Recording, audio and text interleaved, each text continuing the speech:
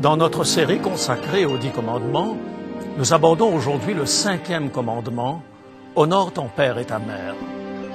Comment honorer vos parents s'ils se comportent de manière indigne? Et si vous êtes parent, qu'attend de vous ce commandement?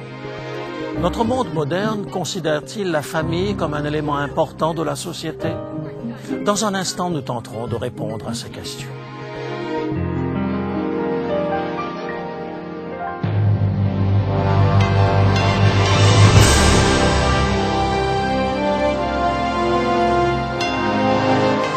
Elle a résisté à l'épreuve du temps. La Bible, le livre de la révélation, est toujours d'actualité dans le monde complexe d'aujourd'hui. Voici, il est écrit. C'est un message de foi et d'espérance que vous présente maintenant José Élysée.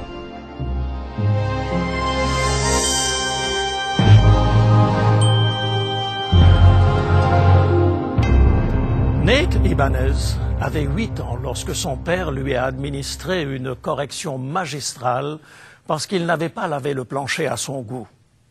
À une autre occasion, il arracha son fils du siège de la tondeuse à gazon et le battit cruellement pour n'avoir pas tondu la pelouse en ligne droite. Ses parents ne cessaient de lui répéter qu'il était bon à rien. Lorsque Nate se confiait aux médecins, à la police ou aux parents de ses amis, ces derniers ne réagissaient pas, renforçant chez Nate le sentiment qu'il ne valait effectivement rien. L'accumulation des frustrations conduisit Nate à tuer sa mère à l'âge de 16 ans. Sous nos cieux, la plupart des enfants n'auront jamais à vivre les souffrances de Nate Ibanez. En l'espace d'une génération, la façon d'élever les enfants s'est si fondamentalement transformée que nous avons de la difficulté à imaginer une famille vivant de tels drames. Un des cas les plus célèbres de familles dysfonctionnelles est celui de l'empereur Néron, qui voulut tuer sa propre mère sans se compromettre. Néron songea à empoisonner sa mère, à la passer au fil de l'épée, voire même à la noyer en faisant sombrer accidentellement le bateau sur lequel elle avait pris place. Elle survécut au naufrage et Néron, excédé, envoya des soldats chez elle qui la battirent à mort pendant son sommeil. Nous commençons peut-être à nous rendre compte que le 5e commandement enjoignant à honorer les parents n'est pas aussi inutile qu'on pourrait le penser. Vous êtes-vous demandé pourquoi nous considérons le parricide comme un crime extrêmement crapuleux? Pourquoi éprouvons-nous répulsion et dégoût lorsque nous apprenons que quelqu'un a tué son père ou sa mère?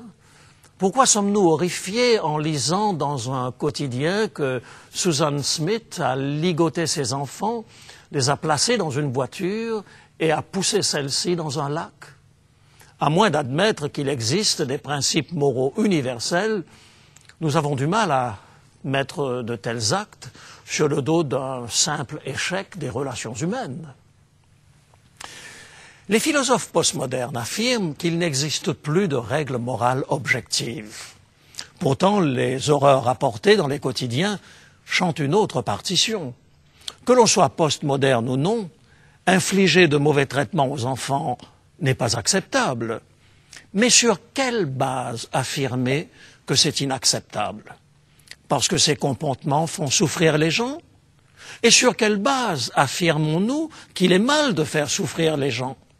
Le seul argument avancé par les postmodernes est que la société est arrivée à un consensus sur le fait que c'est mal.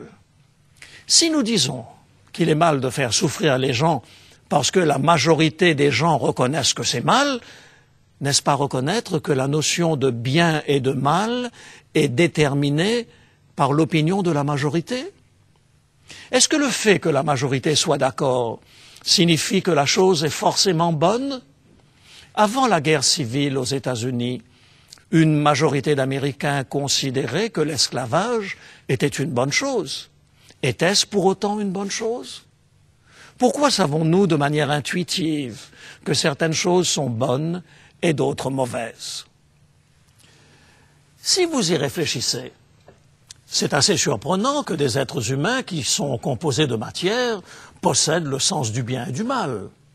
Jean-Paul Sartre, le philosophe athée ayant le plus marqué le XXe siècle, a dit « L'existentialisme, au contraire, pense qu'il est très gênant que Dieu n'existe pas, car avec lui disparaît la possibilité de trouver des valeurs dans un ciel intelligible. Il ne peut plus y avoir de bien a priori, puisqu'il n'y a pas de conscience infinie et parfaite pour le penser. En d'autres mots, sans un Dieu créateur, il est difficile de concevoir le bien et le mal. » Bertrand Russell, de son côté, a écrit « De nombreux concepts éthiques traditionnels sont difficiles à interpréter et de nombreux concepts éthiques traditionnels sont difficiles à justifier, sauf si l'on suppose qu'il y a un Dieu ou un esprit du monde, ou du moins une finalité cosmique imminente. » Il semble reconnaître ici que si l'on enlève Dieu de l'équation, il n'y a plus de sens du bien et du mal. Je partage l'avis de ces philosophes éminents.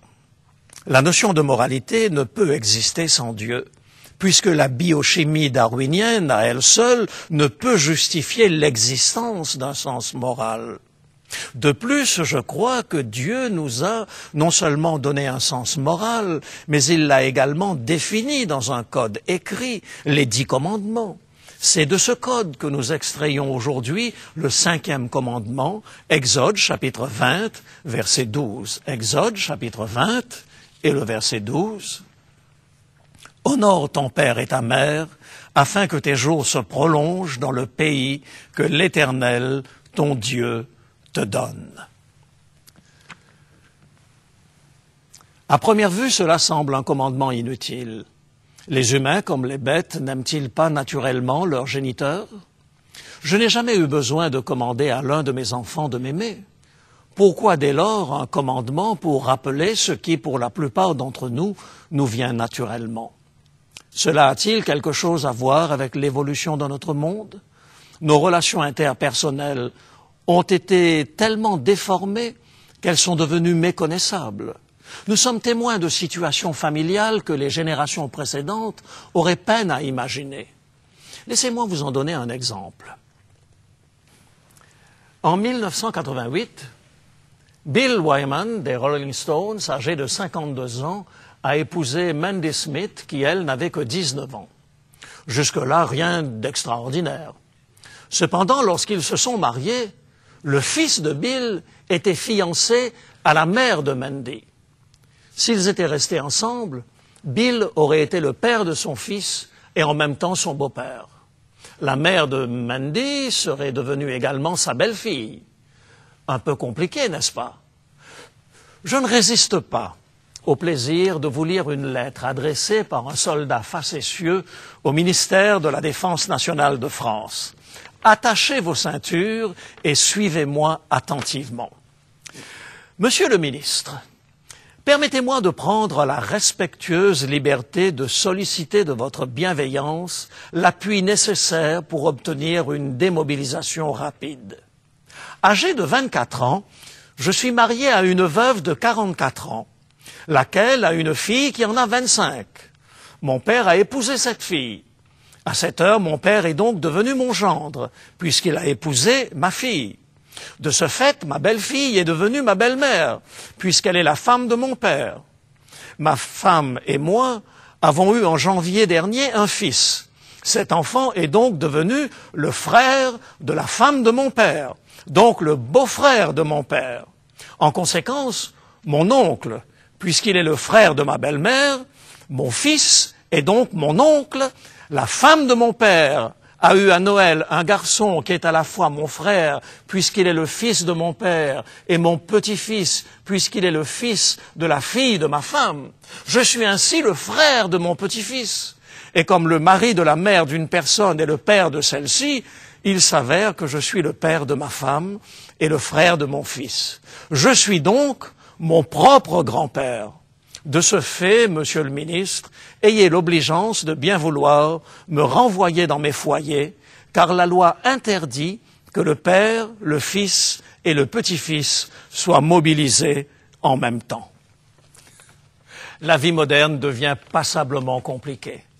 Il est devenu difficile de définir ce qui est normal, d'où la nécessité d'un commandement qui nous rappelle la base de la communication au sein de la famille. Dans les nouvelles mœurs, tout n'est pas aussi simple. En déplaçant les bornes de la normalité et dans l'absence de directives objectives, comment définir ce qui est bien? Do you know how disrespectful you are with this phone? We can't even have a family meal without you yelling or talking on the phone or texting or somebody. It's just totally ridiculous. I'm not disrespectful. You're so controlling. I don't even want to talk about that. You are done. This phone is gone for a week. And if your attitude doesn't change, it's gone longer. Do you understand You're that? such a controlling freak that I have no life because of you. I can't wait till I move out. I hate you. Le 5e commandement nous invite à honorer nos parents. Dans un monde corrompu par le péché, Dieu n'exige pas que nous allions jusqu'à aimer les parents, mais tout du moins à les respecter.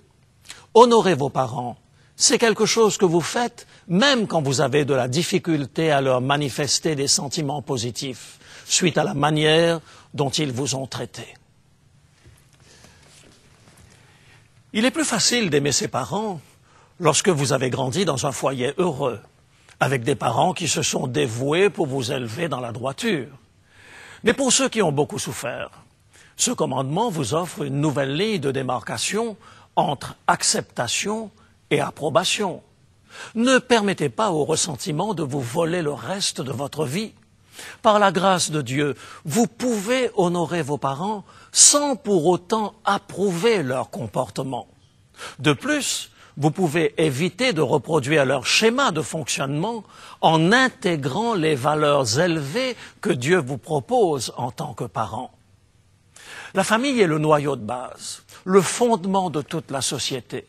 Dieu nous invite à préserver cette unité familiale au mieux de nos capacités.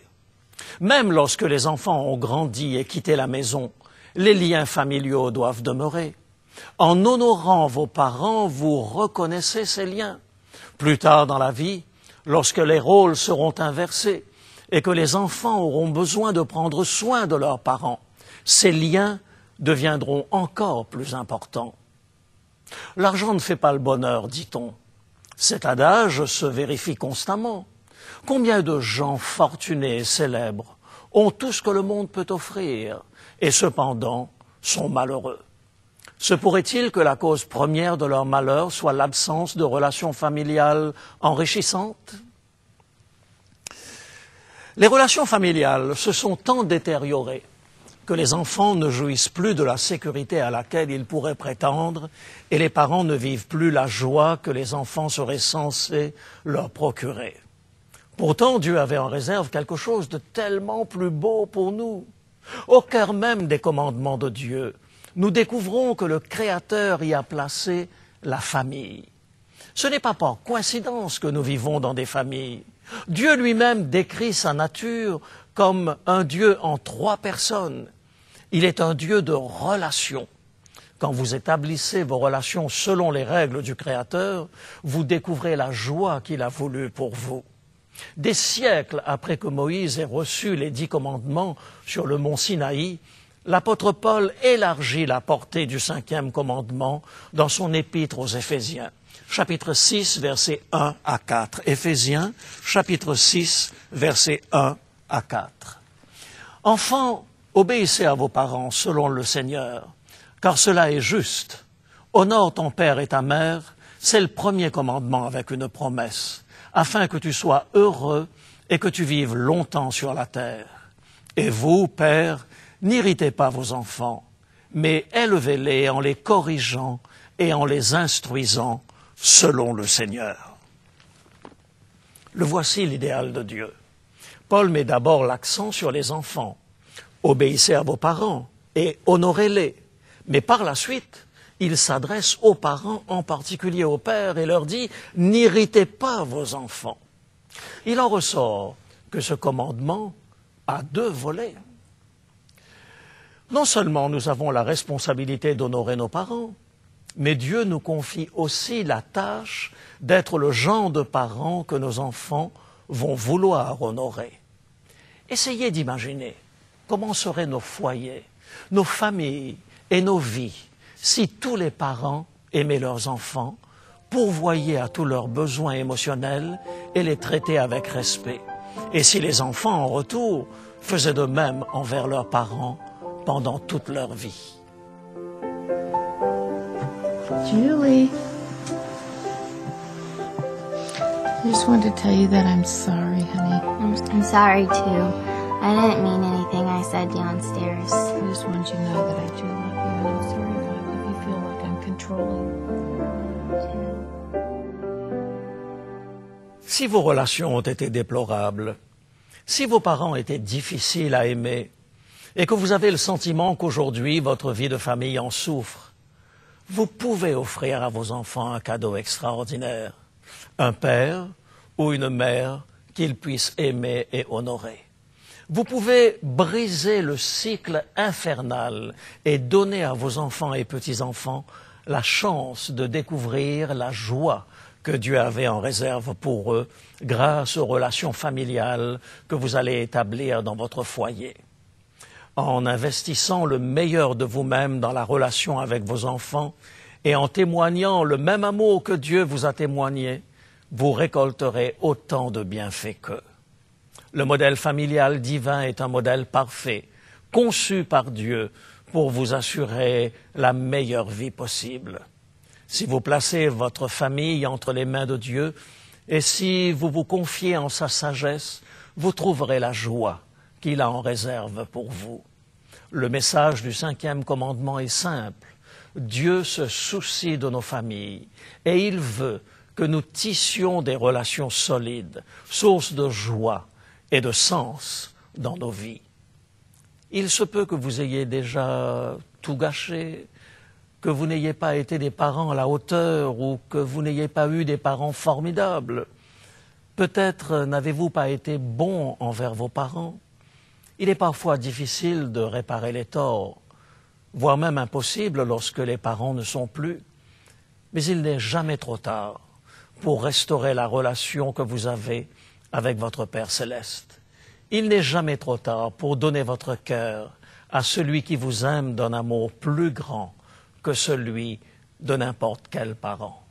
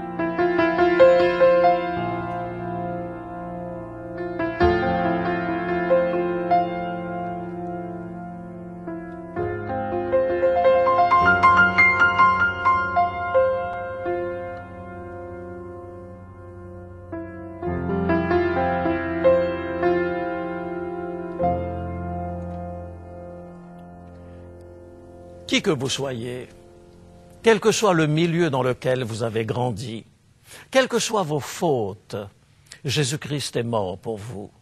Il a pris sur lui les erreurs que vous avez commises envers vos enfants, tout comme le mal que vous avez pu faire à vos parents.